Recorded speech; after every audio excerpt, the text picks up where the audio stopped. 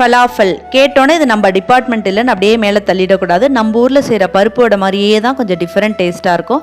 5 மணி நேரம் ஊற வச்ச கொண்டக்கடலை, கருப்பு இல்லைன்னா வெள்ளை எது வேணால் எடுத்துக்கலாம். தண்ணியை நல்லா வடிச்சிட்டு மிக்ஸி ஜாரில் சேர்த்துக்கோங்க. ஒரே ஒரு பெரிய வெங்காயம், கொஞ்சமாக இஞ்சி, 4 பல்லு பூண்டு, ஒரு பச்சை மிளகாய், கொஞ்சமாக கொத்தமல்லி இலை, உப்பு, 1/2 ஸ்பூன் மிளகாய்த்தூள், கொஞ்சமாக மஞ்சள் தூள், 1/2 ஸ்பூன் சீரகம், ஒரே ஒரு உருளைக்கிழங்கு வேக வச்சு சேர்த்துருக்க, 4 சொட்டு லெமன் விட்டு கொஞ்சம் கொரப்பாக அரைச்சிக்கலாம். கொஞ்சம் தண்ணியாக இருந்துச்சுன்னா பஜ்ஜி போண்டா மிக்ஸ், கடலை மாவு, அரிசி மாவு எது வேணால் சேர்த்துக்கலாம். ரொம்ப தண்ணி ஆயிடுச்சுன்னா அரிசி மாவு மட்டும் சேர்த்திங்கன்னா ரொம்ப ஹார்டாக இருக்கும். அதனால் ஈக்குவலாக அரிசி மாவும் கடலை மாவும் அட்ஜஸ்ட் பண்ணி சேர்த்துக்கோங்க.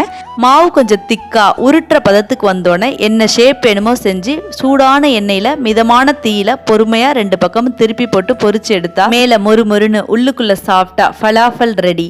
மயனைஸ் சாஸ்னு கொடுக்காம ஃப்ரெஷ்ஷாக மின் சட்னி அரைச்சி கொடுத்தீங்கன்னா டேஸ்ட் அட்டகாசமாக இருக்கும். ட்ரை பண்ணி பாருங்கள், கமெண்ட் பண்ணுங்கள், அப்படியே லைக்கையும் தட்டிடுங்க.